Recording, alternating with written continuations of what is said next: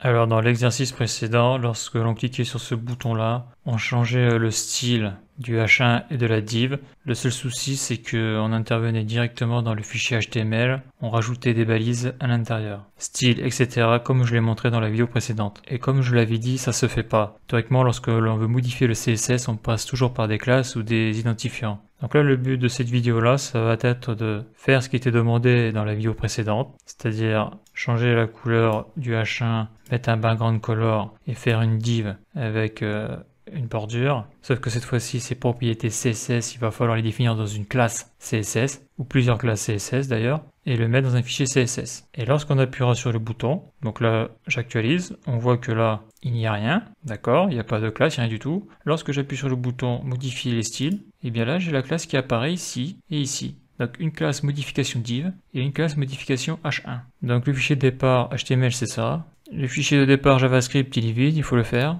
Et le fichier CSS, il est vide aussi. Et ce fichier, bien sûr, il est lié au fichier HTML par cette ligne-là. Le JavaScript par cette ligne-là. Donc voilà. Donc déjà, ce que je peux faire, c'est dans l'exemple précédent, ça va être de copier-coller ou couper-coller les lignes que j'ai utilisées pour modifier le style. Alors pourquoi je fais ça? C'est pour juste me donner un guide. Donc là, je suis revenu sur mon fichier CSS, le bon, je fais CTRL-V, d'accord, je sélectionne tout, je fais CTRL/ pour le mettre en commentaire. Voilà. Donc pourquoi je fais ça? Parce que justement, là ce que je veux modifier, c'est le color de mon H1 en couleur rouge, le background de mon H1 avec cette couleur hexadécimale, et la div, mettre une bordure 10 pixels solid black. Donc là, je vais d'abord faire la première classe, que je vais appeler modification H1. Et dedans, justement, et bien là, je vais mettre en CSS, je vais utiliser la propriété color. Donc là, j'utilise pas le style parce que je suis pas sur un fichier JavaScript, je suis sur un fichier CSS. Et c'est pareil, là, il faut pas utiliser l'égal, il faut utiliser le deux points. Donc là, si j'utilise la complétion automatique de Visual Studio Code, si je marque color, et si je clique sur Tab, j'ai un deux points, point virgule, et là je mets ma couleur. Voilà, là j'ai enregistré. Il se passe rien ici parce que j'ai pas mis ce qu'il fallait dans le fichier JavaScript.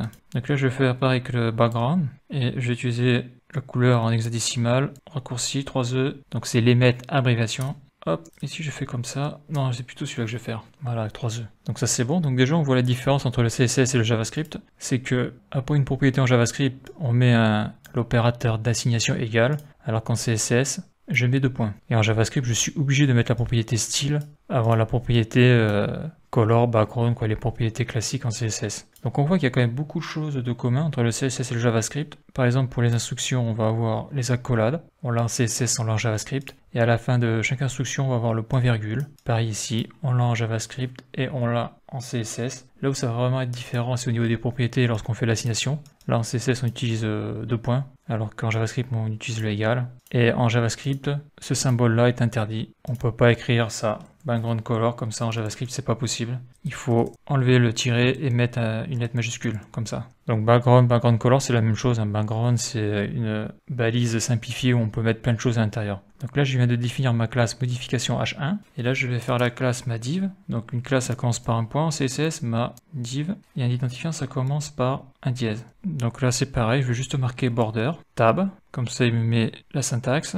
Et là, je vais marquer 10 pixels. Donc là, il n'y a pas besoin de guillemets vu que je ne mets pas d'opérateur d'assignation. Je ne mets pas d'égal, je suis pas en JavaScript. Black. J'enregistre tout ça. Donc là, je viens de définir mes deux classes CSS. Maintenant, il va falloir, par le du JavaScript, injecter ces classes CSS dans le HTML. Et pour ça, on va utiliser une propriété qui s'appelle className. Donc pour modifier du style CSS en appliquant une classe CSS avec la propriété className, et lorsque l'on va sur les MDN, on peut lire que la propriété className de l'interface élément récupère et définit une valeur de l'attribut classe de l'élément spécifié. Donc si tu fais du JavaScript mais si tu n'as jamais fait de CSS, c'est compliqué. Donc ce que l'on va faire, c'est comme d'habitude une constante.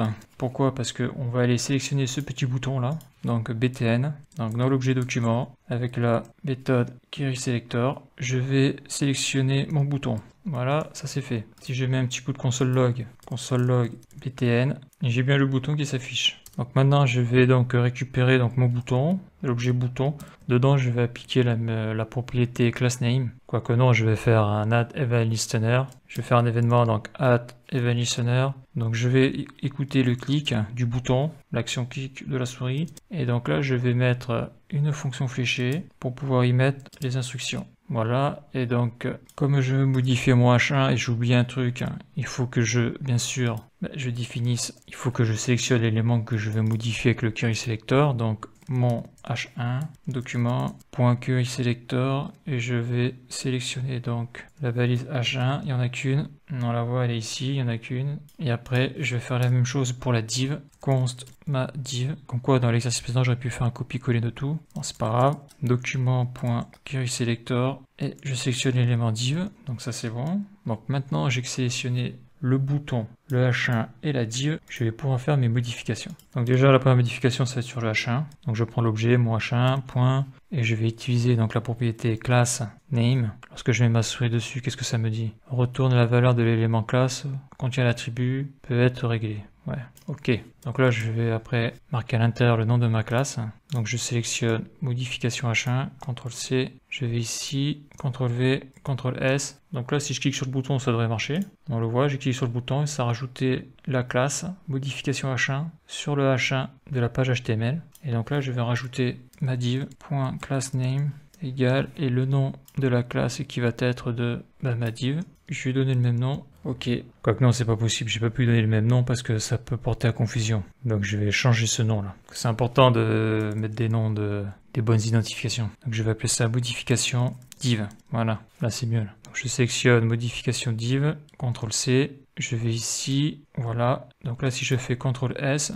Donc là on voit au niveau de l'inspecteur sur le HTML il n'y a rien. Je clique sur le bouton. Donc là la div. J'ai bien eu le rajout de la classe modification div. Et sur le H1, j'ai bien eu le rajout de la classe modification H1. Donc c'est vraiment comme ça qu'il faut modifier les styles dans une page HTML avec le CSS. Et lorsque l'on veut utiliser le JavaScript pour faire les modifications de style en cliquant sur un bouton par exemple. Là on le voit sur le HTML, il n'y a pas de classe. Donc ça c'est la bonne méthode. Je recommence. Et donc ça marche bien. Donc voilà pour cette petite vidéo.